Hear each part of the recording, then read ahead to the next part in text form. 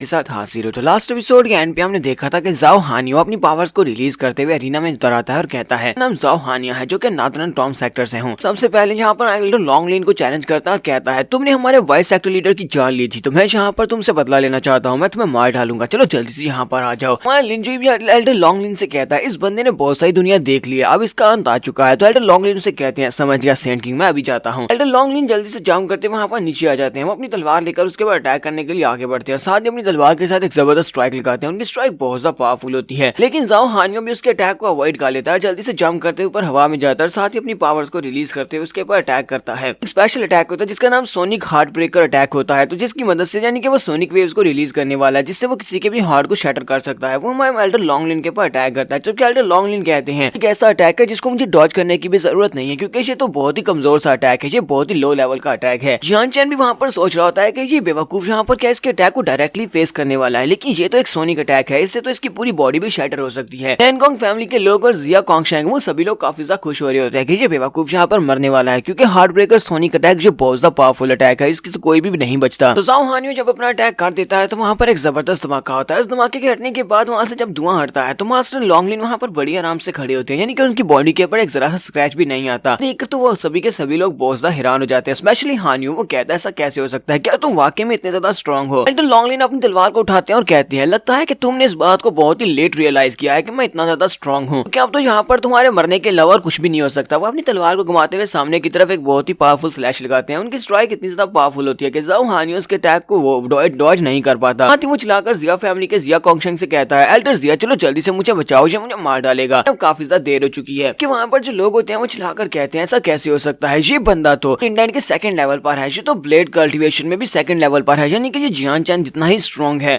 ये बंदा कहाँ से आया है जो इतना ज्यादा स्ट्रॉन्ग हो सकता है? जबकि जिया कोंगशेंग भी जिया बिंग से चिल्लाकर कहता है जिया बिंग चलो जल्दी करो, इस एल्डर को रोक दो, ये हमारे ज़ाओ हानियो को मार डालेगा। बिंग उसे कहती है मैं यहाँ पर इसको बिल्कुल भी नहीं रोकने वाली, तुम्हें अच्छी तरह से पता है कि मार्शल आर्ट्स कंपटीशन का नतीजा क्या होता है। मार्शल आर्ट कंपटीशन में एक को मरना होता है और दूसरे को जिंदा रहना होता है, तो यहाँ पर इन दोनों की फाइट में हम लोग बिल्कुल भी इंटरफियर नहीं कर सकते। एल्डर लॉन्गलिन जब तलवार को घुमाते हुए स्ट्राइक लगाते हैं तो ज़ाओ हानियो की बॉडी को सेंटर से दो हिस्सों में काट देते हैं और ज़ाओ हानियो की बॉडी वहीं पर नीचे गिरती है और वो मर जाता है। जिया कोंगशेंग काफी ज्यादा घबरा जाता है और कहता है हमारा ज़ाओ हानियो भी यहाँ पर मर चुका, अब कोई भी नहीं बचा। फिर साथ ही वहाँ पर खड़े होकर कहता है मेरी बारी है। वो जल्दी से जंप करते हुए रीना में आता है, जिया बिंग से कहता है जिया बिंग मैं यहाँ पर तुम्हें चैलेंज करता हूँ, चलो जल्दी से यहाँ पर आओ और मेरे चैलेंज को एक्सेप्ट करो। वो सोच रहा होता है मैं यहाँ पर इस लिंजुई को तो नहीं हरा सकता और ना ही बाकी के सारे एल्डर्स को, क्योंकि वो सभी लोग पता नहीं कहाँ से आए और काफी ज्यादा स्ट्रॉन्ग है। लेकिन मुझे जिया बिंग के बारे में अच्छी तरह से पता है क्योंकि उसका कल्टीवेशन लेवल बहुत ज्यादा लो है और उसके पास इतनी टेक्निक्स भी नहीं है, मैं उसको बड़ी आसानी से हरा सकता हूँ। जिया कोंगशेंग जब वहाँ पर चैलेंज करता है तो जिया बिंग हमारे लिंजुई से कहती है मास्टर लिन मैं इस लड़के का मुकाबला नहीं कर सकती क्योंकि मुझे पता है कि मैं बहुत ज्यादा कमजोर हूँ। लिंजुई से कहता है जरा शांत हो जाओ, जैसे मैं तुम्हें कहता हूँ बिल्कुल वैसे ही करना। मैं यहाँ पर तुम्हें तरीका बताने वाला हूँ कि तुम कैसे जिया कोंगशेंग को हरा सकती हो। वो अपना कान उसके सामने करती है, तुम्हारा लिंजुई उसके काम में बताता है। उसे कहता है कि जाओ क्लैन में सिर्फ दो ही पावरफुल टेक्निक्स हैं, दो पावरफुल टेक्निक है जिसका सेकंड हाफ और फर्स्ट हाफ है। सेकंड हाफ में इनेट फायर को यूज किया जाता है जबकि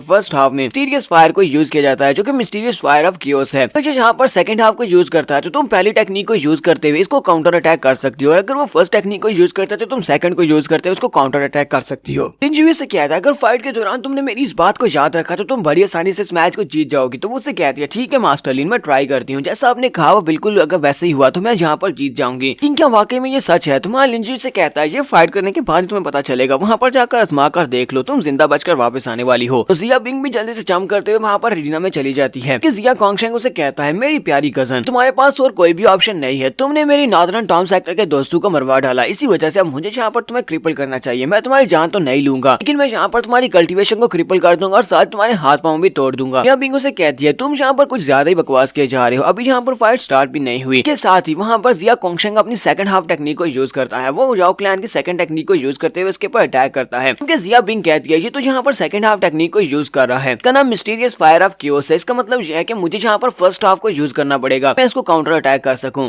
मास्टर लिन ने कहा था कि मुझे यहाँ पर फर्स्ट हाफ को यूज करना है फायर ऑफ प्योरिटी टेक्निक, तो वो पहली वाली टेक्निक को यूज करती है। दोनों ही जाओ क्लैन की टेक्निक्स होती है, तो पहली वाली टेक्निक को यूज करते हुए उसके अटैक को ब्लॉक करने लगी है। यह कोंगशेंग हंसना शुरू कर देता है और कहता है ये बेवकूफ क्या ये यहाँ पर वाकई में मेरे अटैक को हेड ऑन फेस करने वाली है, क्या इससे लगता है कि इतनी स्ट्रॉन्ग हो चुकी है कि ये सामने से मेरे अटैक को ब्लॉक कर सकती है। तो इन दोनों की टेक्निक्स ही आपस में टकराती हैं। जब इन दोनों की टेक्निक्स आपस में टकराती हैं तो सेंटर में एक धमाका होता है, इसी धमाके के साथ वहाँ पर से एनर्जी रिलीज होती है। जिया कोंगशेंग कहता है यहाँ पर क्या चल रहा है, ये इतनी ज्यादा पावरफुल कैसे हो सकती है कि इसने मेरी टेक्निक को यहाँ पर रिड्यूस कर दिया है। टेक्निक की पावर 30% तक कम रह चुकी है और साथ ही इसने मुझे ब्लॉक भी कर लिया है। पर जो धमाका होता है उस धमाके के साथ जिया कोंगशेंग पीछे की तरफ गिर जाता है और कहता है इम्पॉसिबल, ऐसा बिल्कुल भी नहीं हो सकता। या पिंग उसे कहती है तुम इस मैच को हार चुके हो। तो जिया कोंगशेंग कहता है तुम बस इंतजार करो, एक बार हमें वापस जाने दो, उसके बाद मैं तुमसे बदला लूंगा। पिंग जल्दी से जंप करते हुए वापस ऊपर चली जाती है और लिनजुई से कहती है मास्टर आपका बहुत बहुत शुक्रिया, जैसा आपने मुझे गाइड किया था मैंने बिल्कुल वैसा ही किया और मैं इस मैच को जीत गई हूँ। जिया कोंगशेंग भी ऊपर की तरफ देखता है और कहता है ये फिर से जाकर उस मास्टर लिन से बात कर रही है, इसका मतलब यह है कि उसी ने इसे ये तरीका बताया होगा कैसे ये मुझे हरा सकती है। तो पेंटिंग आर्टिस्ट उन सभी लोगों से कहते हैं तुम में से कोई और है जो यहाँ पर अपनी मार्शल आर्ट्स की टेक्निक्स को शो करवाना चाहता है, जो यहाँ पर आपस में फाइट करना चाहता हो। सभी लोग अपने मुंह बंद करके वहाँ पर आराम से बैठे होते हैं, यानी कि उनमें से कोई भी यहाँ पर फाइट नहीं करना चाहता। तो पेंटिंग वाली गार्डेस उसे कहती है अच्छा ठीक है, अगर तुम में से कोई भी यहाँ पर फाइट नहीं करना चाहता चलो फिर ठीक है, हम सभी लोग यहाँ पर बैटल ऑफ वेपन को स्टार्ट करते हैं। हम लोग यहाँ पर वेपन्स की बैटल को स्टार्ट करने वाले हैं। इसी के साथ ही वो कहती है तो हमारे पास जो प्राइजेस है जो हम लोग इन लोगों को देने वाले हैं वो सामने लेकर आओ। सामने सेक्रेड हार्ट कॉल्ड्रॉन और उसके साथ साथ वो बड़ी सी तलवार लाई जाती है। तो पेंटिंग आर्टिस्ट उन लोगों से कहती है तो तुम हम लोगों ने तुम्हें वो प्राइज दिखा दिया है कि तुम तीनों क्लैन को इस मैच को जीतने पर जो प्राइज मिलने वाला है वो ये है। दोनों चीजें उसे मिलेगी जो इस मैच को जीत सकता है। लेकिन यहाँ पर अगर हम लोग फेयरनेस की बात करें तो तुम सभी क्लैंस में से सिर्फ और सिर्फ एक ही बंदा आगे आ सकता है और आकर वेपन्स की फाइट कर सकता है। या कोंगशेंग और बाकी के सभी लोग दोनों वेपन्स को देखकर बहुत ज्यादा हैरान होते हैं और कहते हैं ये तो वाकई में सेक्रेड हार्ट कॉल्ड्रॉन उसके साथ परफॉर्म मार्शल स्वर्ड है, दोनों तो हमें चाहिए। जियान फैमिली का एक एल्डर उठकर खड़ा हो जाता है और कहता है परफॉर्म मार्शल स्वर्ड ये हमारे जियान क्लैन से रिलेटेड है, इसी वजह से ये वाली स्वर्ड जो है ये हमारे जियान क्लैन में जाएगी। अगर तुम में से कोई भी इसको हासिल करना चाहता है तो सबसे पहले मुझसे फाइट करना होगी, मुझे हरा दे और इस परफॉर्म मार्शल स्वर्ड को लेकर जा सकता है। तो जिया पिंग कहती है मुझे इस बात की समझ नहीं आ रही कि ये परफॉर्म मार्शल स्वर्ड ये इन लोगों के पास कहाँ से आ गई, मूनविंड क्लैन वालों के पास ये स्वर्ड कैसे आई है, क्योंकि ये तो जियान क्लैन की 4 होली स्वर्ड्स में से एक होली स्वर्ड है, ये तो जियान क्लैन वालों के पास होनी चाहिए थी। हमारा लिनजुई से कहता है मैं तुम्हें बताता हूँ कि ये तलवार मूनविंड क्लैन वालों के पास कैसे आई थी। 2 क्लैंस ने आपस में जंग स्टार्ट कर दी थी जब 900 बुद्धा यहाँ पर आया था और उसने यहाँ पर आने के बाद 1000 बुद्धा हार बनाया था जो कि तकरीबन 150 साल पहले हुआ था। फाइट के दौरान जो सेक्रेड हार्ट कॉल्ड्रॉन और इसके साथ साथ ये मार्शल परफॉर्म स्वर्ड ये दोनों मिसिंग हो गए थे। उसके बाद ये दोनों चीजें किसी तरीके से मूनविंड क्लैन के हाथ लग गई और मूनविंड क्लैन वालों के पास ये दोनों चीजें थी, लेकिन उनको अच्छी तरह से पता था कि वो लोग इनको आपस में संभाल नहीं सकते, यानी कि वो इतने ज्यादा पावरफुल नहीं है कि वो 9 सर वाले बुद्धा का मुकाबला कर सके। वो बुद्धा एम्परर बहुत ज्यादा पावरफुल है, इस वजह से मूनविंड क्लैन वालों ने ये कंपटीशन रखा और इस कंपटीशन में इस तलवार और साथ में सेक्रेड कॉल्ड्रॉन को तीनों सेक्टर्स में से किसी एक को देने का फैसला किया है, क्योंकि वो बुद्धा एम्परर अगर उसको पता चल गया कि ये मूनविंड क्लैन वालों के पास है तो वो इनके पर अटैक करेगा और वो सभी लोग मारे जाएंगे। मास्टर लॉन्गलिन उसे कहते हैं मास्टर लिन क्या हमें आगे बढ़ना चाहिए और जाकर इस तलवार को हासिल करने के लिए फाइट करनी चाहिए। तो मास्टर लिन उसे कहता है नहीं, अभी फिलहाल के लिए हमें ज्यादा जल्दी नहीं करनी चाहिए। नैनगोंग क्लैन और उसके साथ बाकी के क्लैंस को आपस में मजा करने दो। नैनगोंग फैमिली का एक लड़का अपनी नैनगोंग स्वर्ड को लेकर आगे बढ़ता है और कहता है तो मैं नैनगोंग फैमिली से यहाँ पर तुम्हें चैलेंज करता हूँ, मैं इस तलवार को हासिल करना चाहता हूँ। वो एल्डर के ऊपर अटैक करने के लिए आगे बढ़ रहा था तो उसी वक्त एक और लड़का बीच में आता है और उसके ऊपर अटैक करता है और उसे कहता है तुम्हें पहले मुझसे फाइट करना होगी, इससे पहले कि तुम एल्डर से जाकर फाइट करो, तब तुम मुझे नहीं हराते तब तक तुम हमारे एल्डर से फाइट नहीं कर सकते। वो लड़का सामने खड़ा आ जाता है और सभी लोगों से कहता है मेरा नाम जियान शुआंग है और मैं जियान क्लैन का एक मेंबर हूँ, मैं यहाँ पर किसी के भी चैलेंज को एक्सेप्ट करने को तैयार हूँ, इस तलवार के लिए मैं यहाँ पर फाइट करूंगा। ऐसे कोई भी अगर मुझे हरा देता है तो उसके बाद उसे हमारे एल्डर से फाइट करना होगी। नैनगोंग क्लैन का नैनगोंग ली और इसके साथ नैनगोंग की वो लोग कहते हैं ये लड़का जियान शुआंग ये काफी ज्यादा पावरफुल है, ये जियान चैन से सेकंड नंबर पर है, यानी कि उससे इसकी एलिवेशन थोड़ी सी लो है लेकिन ये काफी ज्यादा स्ट्रॉन्ग है। तो मतलब ये है कि हम लोग यहाँ पर इससे फाइट को नहीं जीत पाएंगे। तो नैनगोंग ली उठकर खड़ा हो जाता है और उसे कहता है परफॉर्म मार्शल स्वर्ड ओरिजिनली तुम्हारे क्लैन से है तो क्यों ना तुम लोग इसको अपने लिए रख लो। नैनगोंग क्लैन कभी भी तुमसे इस तलवार को लेने की कोशिश नहीं करेगा, ये तलवार तुम्हारी थी और ये तुम्हारी रहेगी। तो यहाँ पर आपस में एक डील कर लेते हैं, तलवार तुम रख सकते हो और हार्ट सेक्रेड हार्ट कॉल्ड्रॉन हमारा हुआ, हमारी फैमिली सेक्रेड हार्ट कॉल्ड्रॉन चाहती है। तो जियान चैन उसे कहता है ठीक है हम लोग इस बात से एग्री करते हैं, ठीक हो गया, ये हमारी डील हुई। नैनगोंग की उठकर खड़ी हो जाती है और कहती है अब जबकि यहाँ पर हम दोनों फैमिलीज में आपस में एक डील हो चुकी है कि हमारी ये वाली जो स्वर्ड है ये मार्शल परफॉर्म स्वर्ड ये जियान फैमिली को जाएगी, सेकंड हार्ट कॉल्ड्रॉन नैनगोंग फैमिली को जाएगा। दोनों गार्डिस की तरफ देखती है और कहती है पेंटिंग गार्डिस और सीजर गार्डिस क्या तुम दोनों यहाँ पर इस बात को अनाउंस करोगी कि ये दोनों आइटम्स हम दोनों फैमिलीज को जाने वाली हैं। पेंटिंग गार्डिस उसे कहती है अच्छा ठीक है, अब जबकि तुम दोनों ने यहाँ पर आपस में डील कर लिया तो मैं यहाँ पर इस बात को डिक्लेयर करती हूँ कि ये दोनों चीजें तुम दोनों की फैमिलीज को जाएंगी। जैसी वो बात को पूरा होती है जिया पिंग उठकर खड़ी हो जाती है और कहती है मुझे इस बात से ऑब्जेक्ट है। बात से नैनगोंग ली काफी सा गुस्सा आता है, अपनी पावर्स को रिलीज करता है और कहता है ये कमीने फिर से बीच में अपनी टांग अड़ा रही है, जबकि जियान चैन भी गुस्सा हो जाता है और वहीं पर वो अपनी पावर्स को रिलीज करता है। वो दोनों जब अपने प्रेशर को रिलीज करते हैं तो जिया पिंग अपने घुटनों के बाहर गिर जाती है और कहती है उनका प्रेशर इतना ज्यादा है मैं तो यहाँ से मूव भी नहीं कर पा रही। नैनगोंग ली कहता है अब यहाँ पर कोई भी और ऑब्जेक्शंस नहीं बचे, जिस लड़की ने ऑब्जेक्ट किया था वो तो नीचे गिरी पड़ी है, वो तो उठ भी नहीं पा रही। तो पेंटिंग गार्डिस क्या तुम यहाँ पर अनाउंसमेंट को कंप्लीट करोगी? पेंटिंग गार्डिस से कहती है अच्छा ठीक है मैं इस अनाउंसमेंट अनाउंसमेंट को कंप्लीट करती हूँ। वो कहती है तो ये सेक्रेट हार्ट कॉल्ट्रॉन ये नैनगोंग फैमिली को जाएगा। तो वो इस बात को कंप्लीट कर रही होती है, हमारा लिंजुई उठकर खड़ा हो जाता है और कहता है सर रुको, मेरा नाम लिंजुई है और मैं जाओ क्लैन का रिप्रेजेंटेटिव हूँ। तो बिंग की तरफ से जहाँ पर फाइट कर रहा हूँ, तो मैं यहाँ पर सभी लोगों को चैलेंज करने को तैयार हूँ। जहाँ पर जितने भी लोग हैं मैं सभी को चैलेंज करूंगा इन दोनों आइटम्स के लिए। हमारे लिंजुई ने जहाँ पर उन सभी को चैलेंज कर दिया, तो क्या हमारा लिंजुई दोनों चीजों को हासिल कर पाएगा? जी हम लोग नेक्स्ट एपिसोड में देखेंगे। एपिसोड की एक्सप्लेनेशन अच्छी लगी हो तो कमेंट करके जरूर बताइएगा। चैनल को सब्सक्राइब कर दें, वीडियो को लाइक और शेयर कर दें। शुक्रिया।